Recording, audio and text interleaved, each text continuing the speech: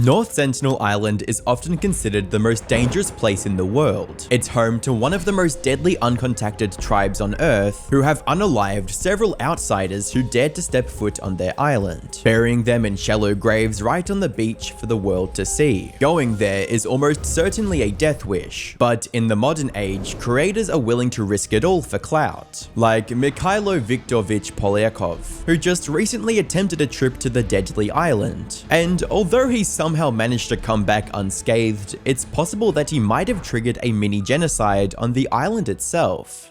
Hi, I'm the Internet Anarchist. I make weekly YouTube documentaries, and today we'll be looking into the latest idiot who has attempted to visit North Sentinel Island for clout, the despicable acts he committed for content while he was there, and how he might even spend the next 5 years of his life in prison because of those acts. But you know what won't land you in prison? Subscribing to the channel. So hit that subscribe button and let's get on with the video. To fully understand just how dumb and insensitive this entire trip was, it's worth knowing who this man is and why he was so desperate to reach this uncontacted island. Mikhailo Viktorovich Polyakov is a 24-year-old YouTuber from North Goldwater, Arizona. He runs a YouTube channel named Neo-Orientalist, which he created fairly recently in September of 2024, almost a year later, and it's still fairly unknown, with only 4.6k subs, and only one major piece of content, a 6-part vlog series documenting the 3 weeks Mikhailo spent in one of the most dangerous places in the world, Taliban-controlled Afghanistan, along with several shorts highlighting the various moments from the same trip. Now, to his credit, he did put effort into properly exploring Afghanistan's culture from an objective lens, regardless of his personal opinions on it, even documenting important historical locations across the country and day-to-day life of the locals. It seemed like he was genuinely interested in showing his viewers a part of the world that doesn't get much coverage,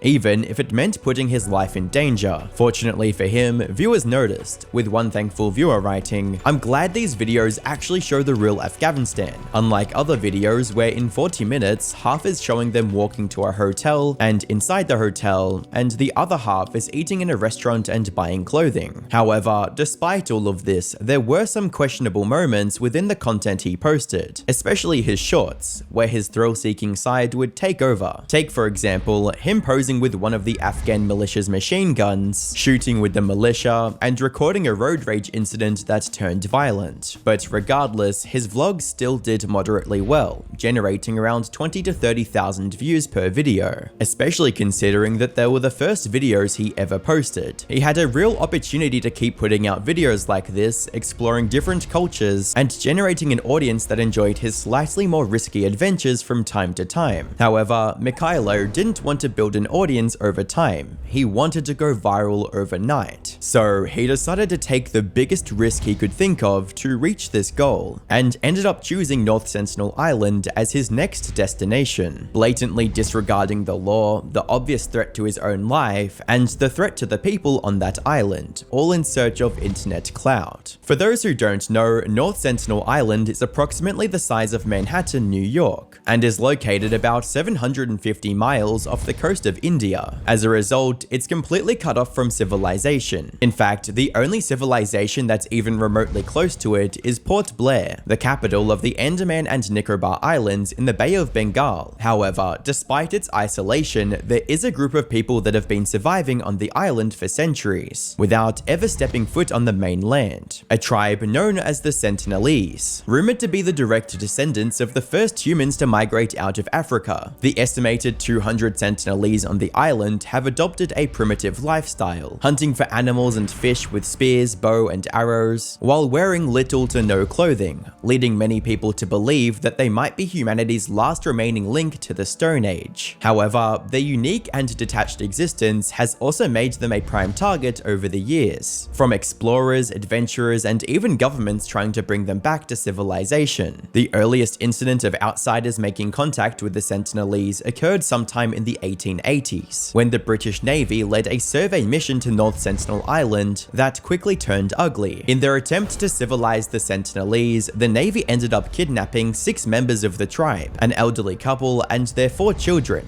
and took them to Port Blair, where tragedy awaited them.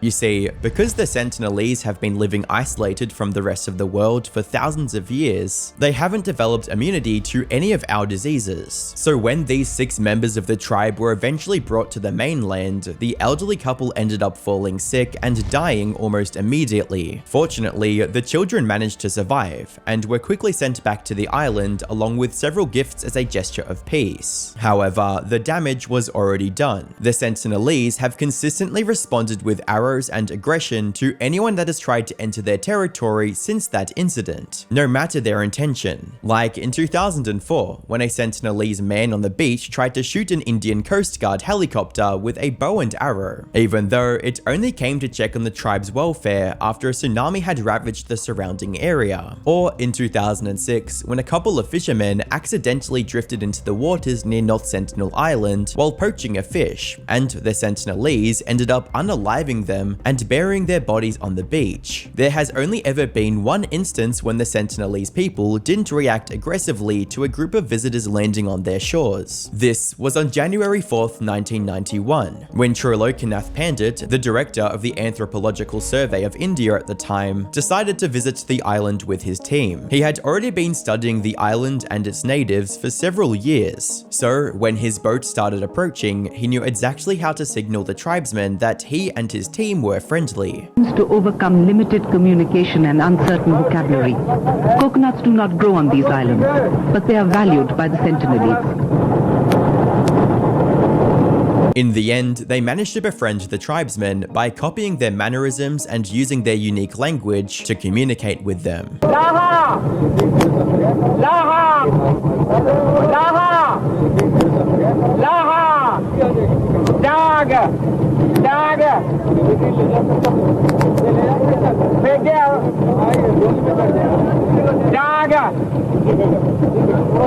However, this event didn't end up having any lasting impact on the relationship with the Sentinelese. So, in 2012, an amendment was made to the Andaman and Nicobar Island Protections of the Aboriginal Tribes Regulation of 1956, making it illegal to get within 3 miles of North Sentinel Island. But despite those restrictions being in place, there have still been some idiots who have tried visiting the island, like John Allen Chow, a 26-year-old American Christian missionary who believed North Sentinel Island was Satan's last stronghold on Earth. So he made it his mission to bring people of North Sentinel Island towards Christianity. But as you might imagine, all of his attempts ended in complete disaster. He was forced to retreat twice and even had to swim a mile to safety after his second failed attempt. Despite all this, he tried to fulfill his mission a third time on November 16, 2018, and ended up losing his life. In the days following his death, several news outlets picked up on his story, broadcasting the risks of trying to contact an uncontactable tribe and the danger it posed to both the people trying to visit the island and the local tribesmen. But of course, these warnings would land on deaf ears in Mikhailo's case, who, despite all the danger, chose North Sentinel Island as the next destination for his thrill-seeking vlogs, and eventually ended up paying the price for his decision. It all started in October 2024,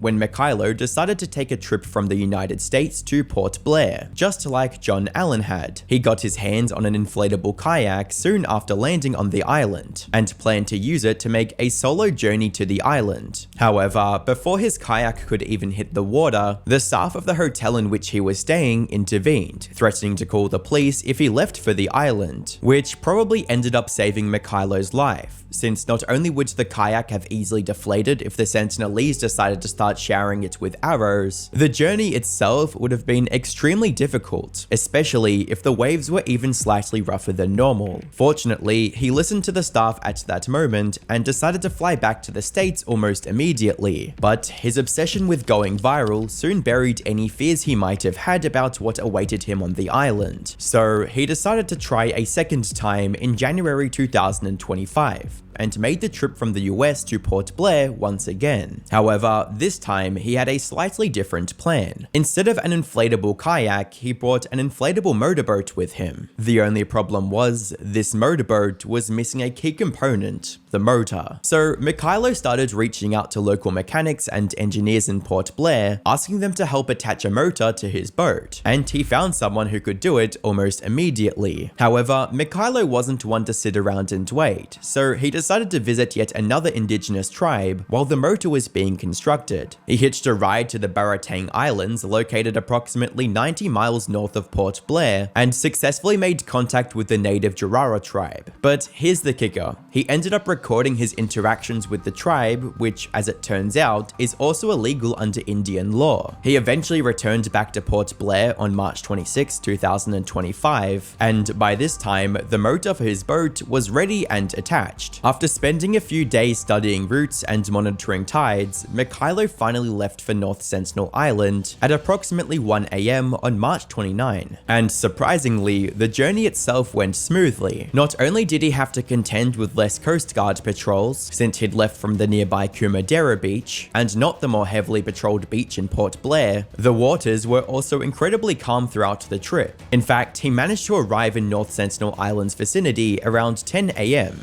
which is way earlier than he'd imagined. However, upon his arrival, he would be greeted with absolute silence, since there were absolutely no Sentinelese on the beach awaiting his arrival like he'd imagined, which in reality was incredibly lucky, because if they were present, it's more than likely they'd have started firing arrows at him by this point. Still, as he continued inching closer, he started getting more frustrated, resulting in him doing the most brain-dead thing ever, and using a whistle to alert the Sentinelese to his presence. He whistled for over an hour, but luckily received no response from the Sentinelese, all while slowly approaching the beach. And when he finally arrived, he found the beach and the nearby forest just as deserted as it looked from his boat. So he spent the next hour recording the deserted beach and collecting sand samples to take back with him before engaging in his most despicable act yet, leaving a half-empty can of Diet Coke and a coconut on the beach as an offering to the tribe, knowing full well that the drink he'd already drank from probably contains pathogens that could possibly wipe out the entire tribe if even one member decided to drink it. As a commenter rightly states, "This guy is a dummy. Putting an entire civilization/heritage at risk for a couple of years, your values are truly mind-boggling." After leaving the can of Coke, he made the only sane decision of this entire trip and left the island on the same boat he arrived on, happy that he managed to escape without getting offed. However, little did he know, the real consequences were waiting for him back at Port Blair. You see, while he was returning to Kumadera Beach at around 7 PM that same day, two fishermen on the coast noticed his boat. They quickly alerted the local authorities about where they suspected Mikhailo was coming from, resulting in police finding and arresting him a couple of days later on March 31st. They ended up confiscating his GoPro with all of the footage on the island, and launched a full criminal investigation into Mikhailo's actions. In other words, Mikhailo could face up to 5 or even 8 years in prison for his crimes if convicted. Now, it's important to note that he hasn't been charged yet, but given the recent trend of foreign governments not letting American nuisance creators get away with whatever they want, there's a good chance he won't be coming home anytime soon. But even if he somehow manages to escape the charges, there's one thing for sure. Mikhailo's already blown any shot he had at becoming a YouTuber, ending his career before it could even start, and he has no one to blame for his own failure but himself. He had the opportunity to stop chasing this incredibly dumb adventure in October 2024 when he got caught the first time. However, his need for clout didn't let him abandon the idea, and now he could be facing serious prison time for his actions, and that too in a foreign country, all because he was too stubborn to just accept the idiocy of his plan. Kind of like Pirate Software, who is still refusing to say 3 simple words to save his reputation.